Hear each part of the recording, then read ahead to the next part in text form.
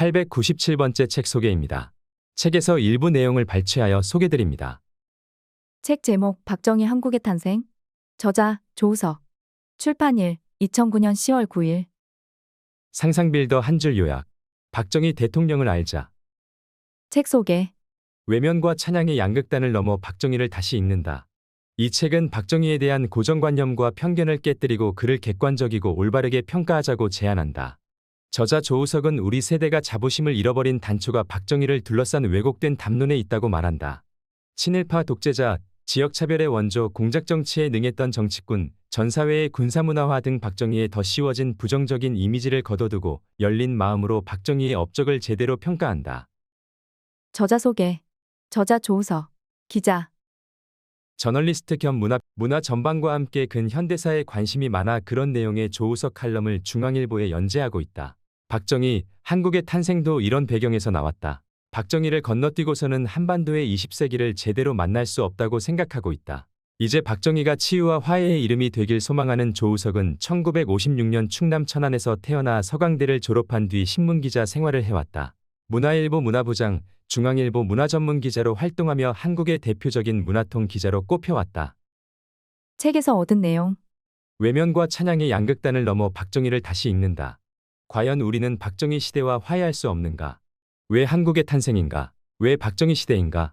60년대와 70년대 시대는 우리 현대사의 청년기에 해당한다. 대한민국의 뼈대와 얼굴 그리고 체질이 이때 형성됐다. 우리 역사를 통틀어 그때만큼의 에너지와 역동성을 연출했던 시기는 없을 것이다.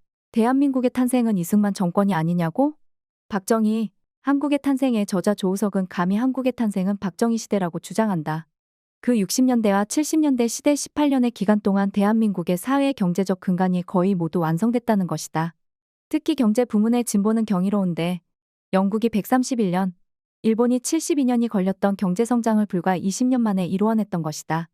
문학평론가 김병익의 세발자전거도 만들어 본 적 없는 사람들이 제트기를 제작하는 것과도 같다는 비유가 그보다 더 적절할 수 없어 보인다. 특히 70년대 유신 이후 계획된 조선업, 반도체, 원자력 발전과 같은 중화학공업은 이후 대한민국의 성장 동력으로 오늘날의 대한민국을 경제강국으로 이끌고 있다. 과연 이런 6070 시대의 놀라운 진보는 어떻게 가능했을까? 저자는 박정희 정권 청와대 경제도수석을 지냈던 오원철의 입을 빌어 조국의 근대화라는 꿈을 위해 모든 것을 올인했던 60년대와 70년대 세대의 열정을 얘기한다. 내가 어떻게 부정 따위에 손대지 않았는지 궁금할 것이다. 나는 구식 한국인이고 진고이스트 맹목적 애국주의자여서 부정 탄다는 말을 믿었다. 그 때문에 새로운 일을 시작할 때마다 그것이 중화학공업 프로그램이건 율곡 사업이건 간에 내 자신이 부정한 생각이나 행동을 하지 않도록 우선 준비했다. 뇌물을 받는다든가 술을 마신다든가 심지어 아내와 동침하는 것조차도 피했다. 그때는 그랬던 것이다. 새마을 노래 한 구절인 우리도 한번 잘 살아보세라는 말처럼 가난의 굴레를 벗어버리고 잘 사는 나라를 만들어보겠다는 강렬한 열정이 온 사회를 뒤덮고 있었다. 1964년 파독 간호사와 광부들의 눈물 한영을 받으며 입국한 독일에서 박정희가 에르하르트 총리에게 했던 호소는 아직도 강렬하다. 사실 우리가 서독을 방문한 목적은 라인 강의 기적으로 불리는 경제 발전상을 배우기 위한 것도 있지만 돈을 빌리기 위해서입니다. 빌려만 주시면 그것을 국가 재건에 힘쓰겠습니다. 우리 한국은 가난한 나라였습니다. 100년 전 우리 조상들은 강하지 못했습니다. 세계를 몰랐고 기회를 놓쳤습니다. 자부심을 잃어버린 대한민국. 박정희가 김재규의 총에 쓰러진 지 30년이 흘렀다. 그럼 오늘의 대한민국은 어떤가? 박정희의 경제개발 계획은 이후 대한민국 경제 발전의 토대가 되었고 두 차례의 군사정권을 경험한 뒤에 드디어 민주화에도 성공했다. 36년간의 식민지 경험과 6.25 전쟁의 폐허를 딛고 일어선 나라, 경이로운 경제성장으로 전 세계가 존경과 경탄의 눈길을 보내는 나라, 당당히 어깨를 펴고 자부심을 가질 만한 나라가 되었다. 그러나 우리는 과연 그런가? 한강의 기적을 일궈낸 60년대와 70년대 시대의 역사를 자랑스러워하는가? 50년 만에 압축성장으로 세계 경제대국으로 우뚝 솟은 오늘날의 코리아의 자부심을 갖는가? 선뜻 그렇다라고 대답하기 힘들다. 무언가 우리 사회의 구성원들, 특히 386세대 이후의 젊은 층들은 대한민국을 보는 눈이 곱지 않은 듯하다. 도대체 무엇이 문제일까? 왜 세계가 높이 평가하고 부러워하는 대한민국을 정작 우리들은 자랑스러워하지 못하는가? 박정희를 둘러싼 부정적 담론 공백으로 남은 60년대와 70년대 시대. 이 책의 저자 조우석은 우리 세대가 자부심을 잃어버린 단초가 박정희를 둘러싼 왜곡된 담론에 있다고 생각한다. 친일파 독재자, 지역차별의 원조, 공작정치에 능했던 정치꾼, 전 사회의 군사문화화를 통해 개인의 자유와 창의성을 억압했다는 비판 등 박정희의 더 씌워진 부정적인 이미지를 젊은 세대는 넘치도록 들어왔다. 반면 경제개발을 통해 대한민국을 유사 이래 가장 부유한 국가로 만든 공로에 대해서는 이미 다 짜여져 있는 계획을 단순히 실행만 했다는 식으로 깎아내리거나 외면하기 일쑤였다. 박정희는 메이지 시대의 계몽 독재를 영남 출신 군인의 개발 독재로 개작하고 메이지의 어용재벌 못지않은 재벌을 키워내는가 하면 북한 문제를 이용하여 일제에 버금가는 전 사회의 군사화를 이루고 한국 전쟁 특수로 치부한 50년대에 일본의 질세라 베트남 전쟁을 틈타 건설과 정책적 대미 수출에 땡도 잡았다. 위 내용은 많은 젊은이들이 읽는 베스트셀러 역사서에 나온 박정희 대통령에 대한 묘사다. 일군의 386세대 지식인 학자들의 책에서는 이 같은 평가가 즐비하다. 그러나 그 같은 평가를 내릴 때 정작 우리 근현대사의 아픔과 피치 못했던 곡절은 건너뛴다.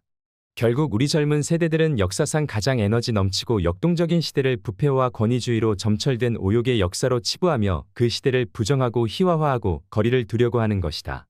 이런 맥락에서 박정희, 한국의 탄생은 바로 진보학자들이 박정희 시대에 대해 만든 통념에 도전하는 작업이다. 또한 독자들에게 공정한 판단을 유도하는 작업이자 공백으로 놓인 60년대와 70년대 시대에 대한 복원이기도 하다. 저자는 이제 맨 얼굴에 박정희를 만나서 그를 제대로 평가하자고 말하며 인간의 삶에서 필연적으로 뒤섞일 수밖에 없는 돌멩이를 침소봉대하여 보석을 내팽개치지 말 것을 제안한다. 박정희와 그의 시대 다시 자리매김할 때 저자가 박정희를 둘러싼 논란에서 언급하는 몇 가지 주장들은 박정희를 둘러싼 오해와 편견을 일깨우고 있다. 과연 그 주장들은 온전히 정당한가? 저자는 그 논쟁들 뒤편에 숨겨진 또 다른 진실을 살펴볼 것을 얘기한다. 1. 유신개헌 어떻게 볼 것인가? 장기 독재의 발판인가? 중화학공업으로의 빅푸시였나? 1972년 10월 17일 국회 예산과 비상계엄령 선포. 우리가 익히 알고 있는 유신이란 이것이 박정희의 장기 집권의 음모이자 기도라는 것, 그리고 유신을 통해 대통령의 무한 권력이 제도화했다는 사실일 것이다. 그러나 저자는 이런 통념을 반박하며 박정희 정권의 경제도수석 오원철의 주장을 인용한다. 요사이 많은 사람들이 박 대통령은 경제는 성공했지만 민주주의에서는 실패했다고들 말한다. 심지어는 박 대통령 아래서 장관을 지냈던 이들조차 공개적으로 중화학공업과 유신개혁을 별개의 문제인 것처럼 이야기를 한다. 나는 이렇게 말한다. 중화학공업화가 유신이고 유신이 곧 중화학공업화라는 것이 곧 쓰라린 진실이라고. 하나 없이는 다른 하나는 존재할 수 없었다. 이런 사실을 무시하는 것은 비양심적이다. 박정희에게 장기 집권의 결정은 중화학공업을 위한 필요악이었다는 것이다. 저자는 그 박정희 시대의 경제 담당관과 연구가들의 입을 빌려 앞으로 얼마가 더 걸릴지 모르는 국가 전체의 산업구조 변경을 추진하기 위해서는 강력한 국가주의 체제를 만들어야만 했고 그것이 유신이라고 주장한다. 결국 30여 년이 지난 2009년의 오늘 우리 사회는 중화학공업의 혜택을 톡톡히 보고 있으며 세계 10위권의 경제대국으로 거듭날 수 있었다는 것이다. 우리가 그토록 많은 험담을 늘어놓고 있는 유신이 없었다면 60년대의 작은 경제 도약에 만족하고 경공업 중심의 산업 구조에서 중화학공업으로의 빅푸시를 시도하지 않았다면 80년대 이후 대한민국의 지속적인 번영은 불가능했을 것이란 설명이다. 이 박정희는 지역차별의 원조인가? 영남 위주의 성장 정책 어떻게 볼 것인가? 박정희 시대의 부정적 유산의 하나로 지목되는 것이 지역차별이고 호남 푸대접론이다. 호남 푸대접론은 호남 지역 출신 인사들에 대한 인사상의 불이익, 그리고 60년대와 70년대 시대 초기 서울과 부산을 축으로 하는 개발에 대한 호남 사람들의 상대적 박탈감에서 나왔다. 실제 1986년 조사에 따르면 대기업에 다니는 종업원 수가 영남 52.4%, 전라 충청이 13.89%에 불과하여 그 불균형이 매우 컸다. 지역차별이 실제인 것처럼 느껴지는 대목이다. 그러나 저자는 우리가 이런 통계 자료로 인해 박정희가 일부러 호남을 차별했다는 식의 오해는 경계해야 한다고 얘기한다. 저자는 이런 불균형에 대해 박정희가 의도했다기보다 미필적 고의와 같은 것이 아니었을까 하는 의견을 내비친다.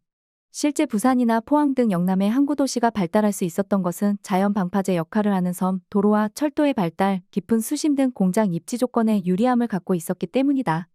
또한 수출 지향 정책을 내세웠던 60에서 70년대에 미국과 일본과 교역하기 위해서도 지리적인 이점이 있었다. 이런 호남 푸대접론을 인지하고 있던 박정희도 현실적으로 이런 호남 지역 사람들의 서운함을 풀고자 제2종합제철을 광양에 짓고 석유화학단지를 여천에 자리잡게 하는 등의 현실적인 노력도 기울였다. 조국재건을 위해 밤낮 없이 뛰던 박정희 대통령이 의도적으로 호남 차별을 했다는 것은 전략적으로라도 어불성실이란 것이 저자의 생각이다. 제 편만 챙기는 정책을 썼다면 박정희의 고향인 구미 상모리가 한국에서 가장 늦게 전기가 들어왔다는 사실도 참 설명하기 힘든 대목이다. 삼박정희는 친일파인가? 한일 정상회담 추진, 관동군 장교 이력 어떻게 볼 것인가? 박정희를 둘러싼 쟁점 중에 하나는 바로 박정희의 친일 논란이다. 박정희는 대구사범학교를 졸업하고 만주관동군 장교를 거쳐 일본 육사에서 위탁교육을 받았다. 또 만주 지역에서 초급 장교 생활을 1년가량 하기도 했다. 그러나 저자는 이런 박정희의 청년 시절 일본 장교 교육 경력을 들어 그를 식민화된 군인 친일파라고 매도하는 것은 너무 단선적인 논리라고 얘기한다. 소위 동부가 엘리트 교육인 만주관동군 장교는 식민지의 빈농의 가게에서 태어난 박정희에게 자신의 꿈을 키워나갈 수 있는 기회였고 더 넓은 세계를 욕망하던 20대 청년의 선택이었다. 저자는 박정희의 친일 논란이 이어지는 근저에 식민지 시절의 아픔을 무균질의 정치 지도자를 통해 씻고 싶은 대중들의 심리도 깔려있다고 주장한다. 그러나 저자는 박정희가 잔다르크나 여느 신화에 나오는 전설적인 인물도 아니고 자신의 위치에서 늘 더 큰 이상을 꿈꾼 인물일 뿐임을 상기할 필요가 있다고 얘기한다. 다만 저자는 박정희의 인물됨의 가장 큰 특징으로 좁은 의미의 정치윤리나 통념을 뛰어넘은 원대한 스케일에 있다고 얘기한다. 박정희는 양질의 교육을 받을 수 있는 기회를 외면하는 게 지사적 선택이라는 식의 닫힌 인물이 아니었다는 것이다. 박정희는 술자리에서 일본 한시를 거리낌 없이 읊었고 일본 젊은 우익들이 걸기했던 이26 사건에서 56 쿠데타를 구상했다. 또 전국적인 저항에 직면하기도 했던 한일국 교정 생활을 끝까지 밀어붙여 관철시켰다.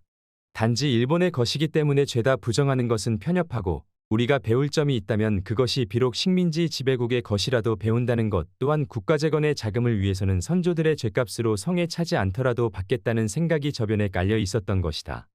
그러니 이런 박정희에게 좁은 의미의 민족주의 잣대를 들이대어서는 그의 진면목을 보기 힘들다는 것이다. 여전히 한일회담은 논란이 많다. 일제 36년의 침탈에 비해 청구 금액이 너무 적다는 얘기부터 타이밍 문제까지. 그러나 박정희의 선택이 틀리지 않았다는 사실은 경부고속도로와 포항제철이 그 돈으로 만들어졌는 점에서 분명해진다. 포항제철의 중추적인 역할을 담당했던 박태준 회장의 이야기는 의미심장하다. 우리 선조들의 피해 대가인 대일 청구권 자금으로 짓는 제철소여. 실패하면 역사와 국민 앞에서 씻을 수 없는 죄를 짓는 것입니다. 그때는 우리 모두 저 영일만의 몸을 던져야 할 것입니다.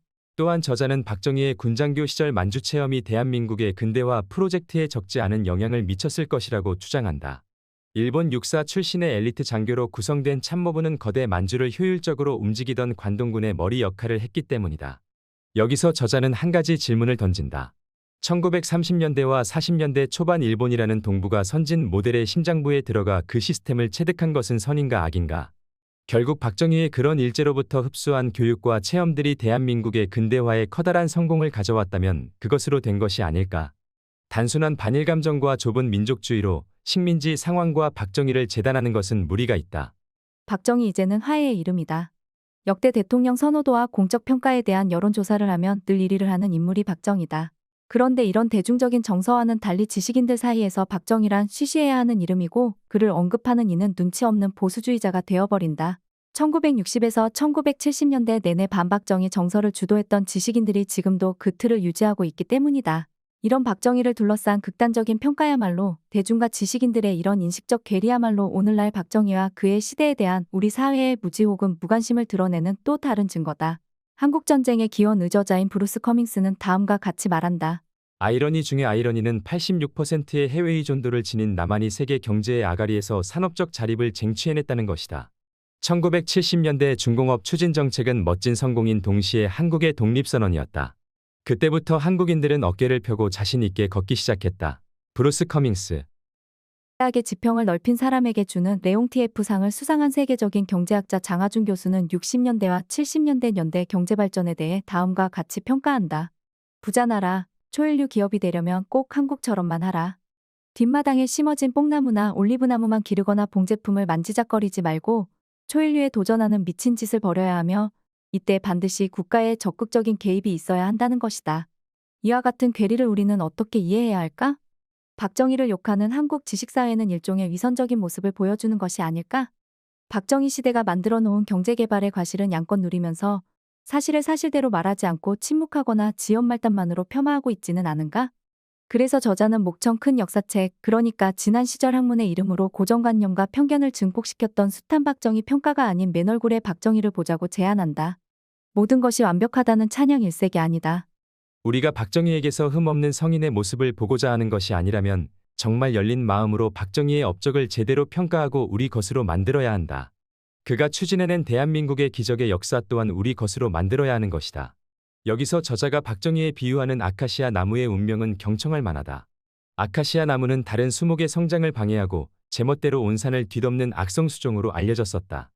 그러나 최근 밝혀진 바에 따르면 아카시아에는 뿌리옥 박테리아가 있어 비료 없이도 잘 자라고 풍부한 나뭇잎이 거름 역할을 해서 토양을 비옥하게 만들며 그냥 내버려둬도 50년쯤 지나면 숲의 주인인 참나무 등의 자리를 내주고 사라지는 유익한 나무라는 것이다.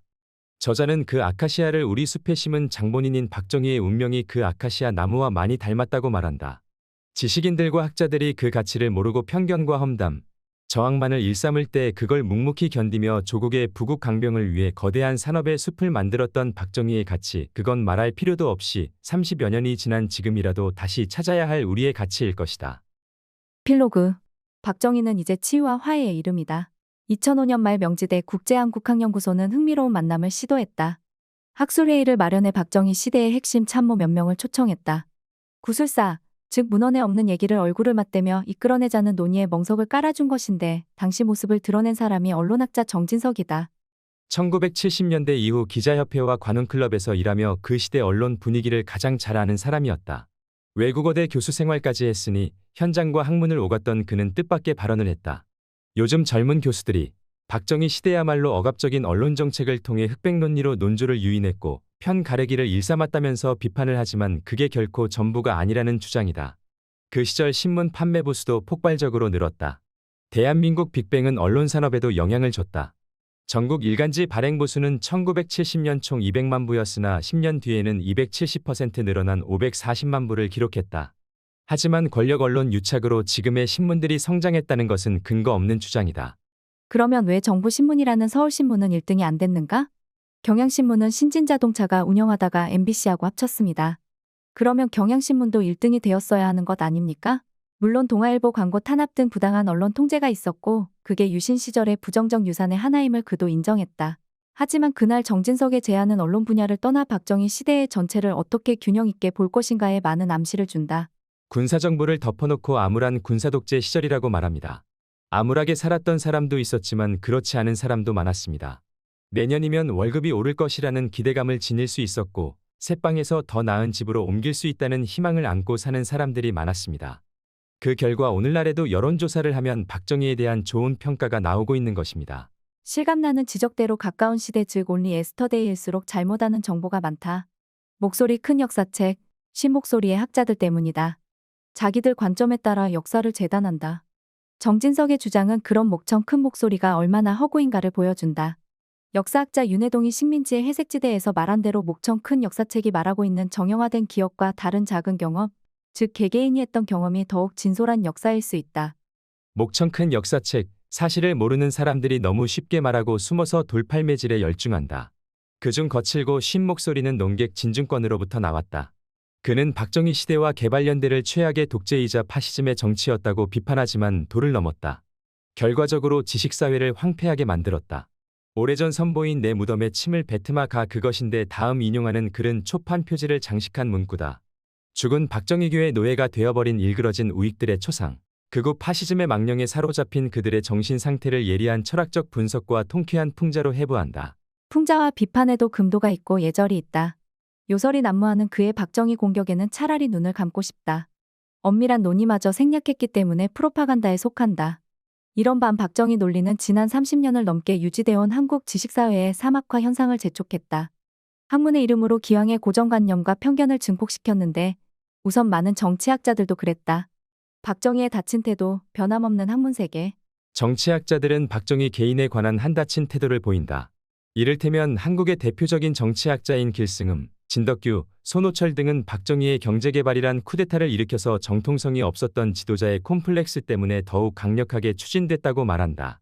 이런 주장이 객관적 사실도 아니라는 것은 삼척동자가 안다.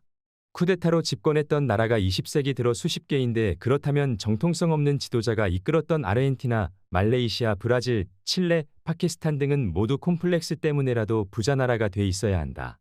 현실이 과연 그렇던가? 반대가 아니던가? 정치학자 중 박정희 시대의 경제성장이 결국 민주주의 토양 마련에 기여했다는 역설을 적절히 말한 사람은 길승음 등 몇 명에 불과하다. 박정희와 김일성 연구를 펴냈던 양성철의 경우 초기에 이루어진 연구이긴 하지만 박정희를 전형적으로 권력에 굶주린 인간의 관점에서 접근한다. 너무 거칠지 않을까? 왜 학자들은 이 정도에서 그칠까?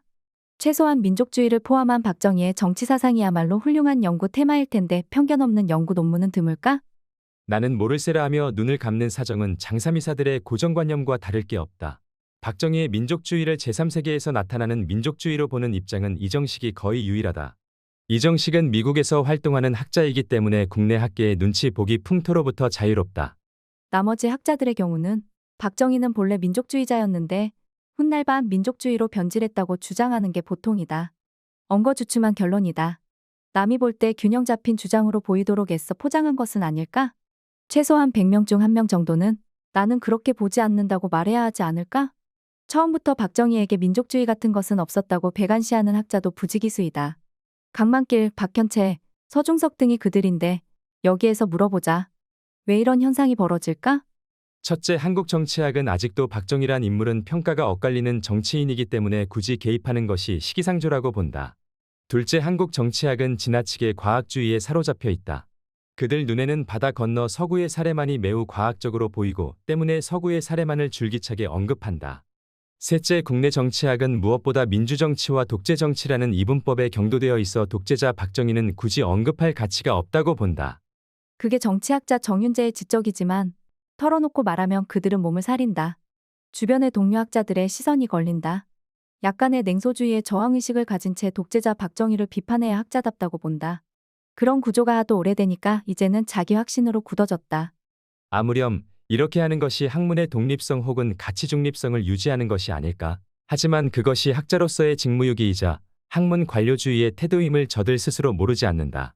정치학이 씨름해야 할 대상인 한국 정치라는 바다에는 미처 닻을 내리지 못하는 자세, 그런 엉거주춤한 자세는 실사고시에서 한참이나 멀다. 이런 와중에 제야 그룹 백기환의 사자후는 신선했다. 학자들이 자기 틀에 갇혀 있을 때 보통 사람의 건강한 시선이 차라리 돋보이는 법이다. 1972년 유신이 채택됐고 사람들은 유신독재라 불렀었다. 그 시대는 세계적으로 어떤 시절이었는가? 민주주의 역사가 300년 되었다는 영국도 자치구인 북아일랜드 사람에게 연방선거권을 주지 않았을 뿐 아니라 그들을 구속할 때 재판받을 권리조차 주지 않았다. 미국은 어떠했는가? 불과 30여 년 전만 해도 반민주적이고 반인권적인 인종차별이 통용됐다는 것도 알 것이다. 대만에 가본 적 있었더냐? 그렇게 많이 허물었다 하는데도 곳곳에 장개석 동상이 서 있다. 유신을 대한민국의 나치 정권처럼 떠드는 사람들이라면 장개석이 수만 명의 대만인들을 학살한 대만의 이 28사건은 알아야 한다. 힘이 없어 나라를 빼앗겼던 식민지 시절의 경험을 되풀이하지 않고자 절치부심했던 박정희의 가슴을 한 번이라도 생각해봤더냐? 백기환은 유신 시절 제야그룹을 만들었던 중심인물이었다. 박정희는 우리 같은 사람 정치적 반대자 3만 명만을 못 살게 했지만 다른 정치인들은 국민 3천만 명을 못 살게 했다. 는 그의 맺은 말은 울림이 크다. 무엇보다 지식인의 허위의식에서 벗어나 있다. 우리는 왜 우리 현실을 우리 언어로 말하지 못할까? 왜 그걸 일반 이론으로 당당하게 풀어내지 못할까? 춘원 이광수의 돌팔매질하는 사람들. 남의 이론, 남의 현실에 코 박는 대리전 학문의 구조 말고 또 하나의 큰 장애물이 현대사를 보는 고질적인 선악사관이다. 역사를 선과 악의 대결장으로 상정하는데 특히 현대사가 그 전쟁터이다. 민족과 정의의 이름 아래 몇몇 배신자, 즉 친일파 몰입애와 매판 기업가 등을 추려내는데 여념없다. 학계의 그런 태도는 공분도 아닐 뿐더러 균형 잡힌 역사의식도 아니다. 역사가 어디 수학의 인수분해이던가? 그런 인식이 압축된 것이 전임 대통령 한 명의 발언이다. 그는 공식 연설에서 우리 역사는 기회주의가 득세하고 정의가 패배했다고 주장했다.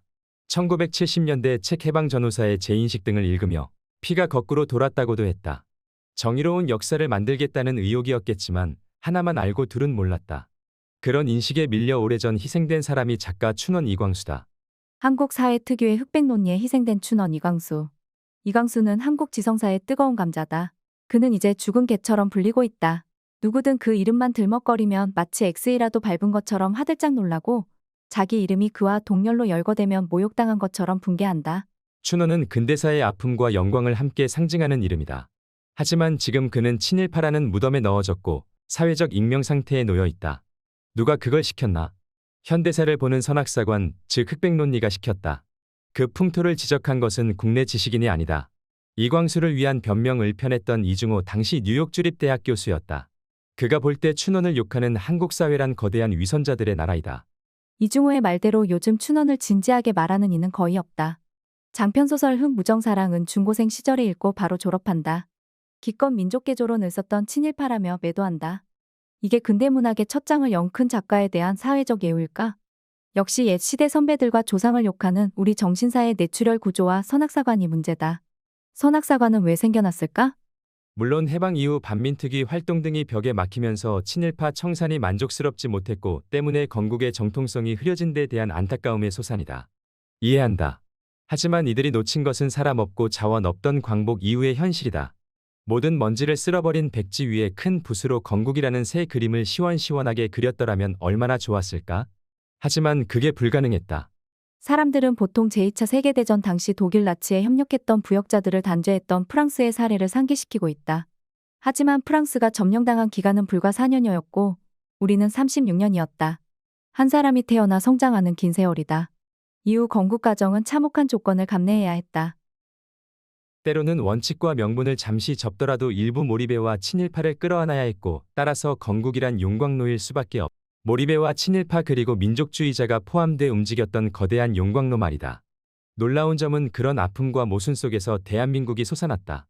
춘원 그리고 박정희를 포함한 근현대사의 큰 이름들은 이런 혼란 속에서 활동했고 때로는 흙탕물이 튀기도 했다. 하지만 흙탕물이 묻었다고 춘원이 아니고 박정희가 아닌 것은 아니다. 우리가 알고 있는 춘원은 장 보드리아르의 표현을 빌리자면 허구적 메타포, 즉 가상일 뿐이다. 그게 망령처럼 한국의 지성들을 사로잡고 있지만 신문화 유입기에 춘원이 보여준 행적에서 인정할 것은 인정하고 비판할 것은 비판함으로써 공정한 대차대조표를 만들자. 인간의 삶에서 필연적으로 뒤섞일 수밖에 없는 돌멩이와 보석을 가려내 온당한 평가로 존재를 드러내자. 왜 지금 다시 춘원인가? 를 물었던 의사 이중호는 이렇게 말하는데 그건 박정희에게도 그대로 해당되는 말이 아닐까. 이제 시작이다. 우리는 지금 그 작업에 첫 발을 내딛었을 뿐이다. 지금까지 상상빌더였습니다.